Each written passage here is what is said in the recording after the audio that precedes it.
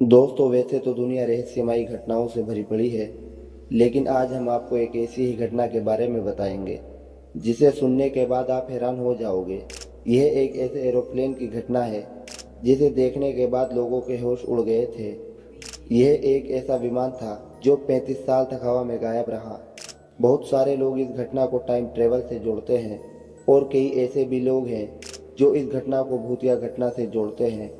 हालांकि यह घटना जिस देश की है, वहाँ की सरकार भी इस घटना के बारे में कुछ स्पष्ट रूप से नहीं बता पाई है।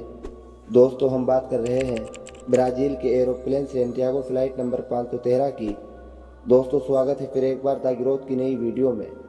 यह एरोप्लेन 4 सितंबर 1954 को वेस्ट जर्मनी के एचियन इंटरनेशनल एयरपोर्ट से अपने सही वक्त पर 88 यात्री और 4 क्रू मेंबर को लेकर अपने देश ब्राज़ील के पोर्टो एलेग्रे इंटरनेशनल एयरपोर्ट जा रही थी। लेकिन किसी को भी इस बात का अंदाज़ा नहीं था कि अगले कुछ घंटों में उनके साथ क्या होगा। वह इस बात से बिल्कुल बेखबर थे। वेस्ट जर्मनी से ब्राज़ील की कुल हवाई दूरी 18 घंटे की थी, लेकिन उड़ान के कुछ घंटों बाद सैंटियागो फ्लाइट नंबर 513 टीसीए के रडार से अचानक गायब हो गई। यह देख एटीसी में काम कर रहे अधिकारी और कर्मचारियों को हैरानी हुई, लेकिन तब कुछ मिनटों के बाद भी एरोप्लेन रडार पर नजर नहीं आया। तो यह देख उन लोगों के होश उड़ गए और उन्हें कुछ समझ नहीं आ रहा था कि प्लेन अचानक कहां चला गया। और वह एरोप्लेन से लगातार संपर्क बनाने की कोशिश करते रहे, मगर उनकी लाख कोशिशों के बाद भी सैंटियागो फ्लाइट 513 की ओर से कोई जवाब नहीं मिल रहा था। यह देख तत्कालीन एटीसी की सभा बुलाई गई, जिसमें ब्राज़ील और जर्मनी के कुछ बड़े अधिकारी शामिल थे और सैंटियागो फ्लाइट 513 के अचानक गायब होने के बारे में बात करने लगे। मगर किसी को भी रास्ता समझ नहीं आ रहा था। इसीलिए एटीसी ने खोजकर्ताओं की एक टीम बनाई और उन्हें अटलांटिक महासागर की ओर रवाना कर दिया गया, क्योंकि जब प्लेन का कनेक्शन एटीसी के रडार से टूटा था, तब प्लेन अटलांटिक महासागर के ऊपर उड़ रही थी। एटीसी टीम को लगा सैंटियागो फ्लाइट नंबर 513 किसी घटना का शिकार हो चुकी है। मगर जब खोजकर्ताओं की टीम अटलांटिक महासागर पहुंची, तब उन्हें वहां कोई भी डैमेज एरोप्लेन का मलबा नहीं मिला और न ही सफर कर रहे किसी यात्रियों की डेड बॉडी। फिर एटीसी की ओर से यह भी अनुमान लगाया गया कि हो सकता है प्लेन अटलांटिक महासागर की गहराई में चला गया हो, और इसके लिए भी एक टीम बनाई गई। खोजकर्ताओं की टीम ने करीब हर वो जगह छान मारी जहां प्लेन के होने की उम्मीद थी, मगर प्लेन का कोई भी सुराग नहीं मिला। एरोप्लेन के इस तरह गायब हो जाने की वजह से सफर कर रहे यात्रियों के घर वाले बहुत दुखी थे और जानना चाहते थे कि आखिर प्लेन के साथ क्या हुआ। सैंटियागो एयरलाइंस के पास इसका कोई जवाब नहीं था। हालांकि खोजकर्ताओं की टीम हर रोज उस प्लेन को खोज रही थी।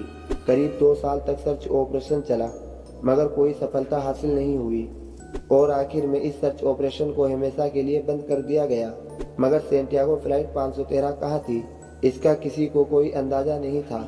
और फिर एक दिन अचानक 12 अक्टूबर 1989 को बिना किसी सूचना के एक एरोप्लेन ब्राज़ील के पोर्टो एलिग्रे इंटरनेशनल एयरपोर्ट की ओर तेज गति से बढ़ता हुआ आ रहा था। एटीसी में काम कर रहे कर्मचारियों को रडार पर जैसे ही अननोन प्लेन की सूचना मिलती है, यह देख सभी घबरा जाते हैं और उस प्लेन से संपर्क बनाने की कोशिश करते हैं।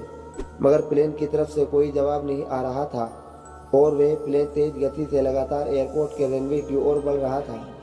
जब लगातार प्लेन से संपर्क बनाने की कोशिश नाकाम हो जाती है, तब रनवे को खाली कराया जाता है और फिर कुछ मिनट बाद एक अननोन प्लेन ब्राज़ील के एयरपोर्ट पर लैंड कर जाता है।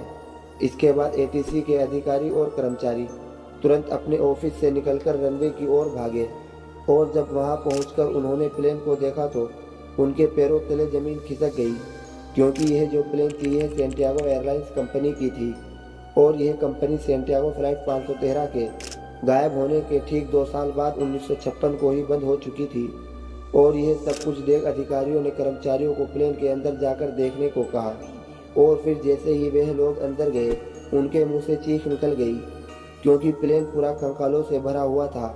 हर सीट पर कंकाल मौजूद था और प्लेन चला रहे फ्लाइट के कप्तान, उनके हाथ में अभी भी प्लेन का कंट्रोल था और वह भी मर चुके थे। उनका शरीर भी कंकाल बन चुका था और यह फ्लाइट थी सैंटियागो फ्लाइट नंबर 513। ब्राज़ील की सरकार ने इस घटना को छिपाने की बहुत कोशिश की, मगर यह घटना पूरी दुनिया में फैल गई और यह घटना उस साल की सबसे बड़ी घटना थी। हालांकि आज तक कोई भी इस बात का पता नहीं लगा पाया कि यह फ्लाइट 35 साल तक कहाँ थी और ये वापस कैसे आई। इस बात में कितनी सच्चाई है यह अभी तक कोई नहीं जानता।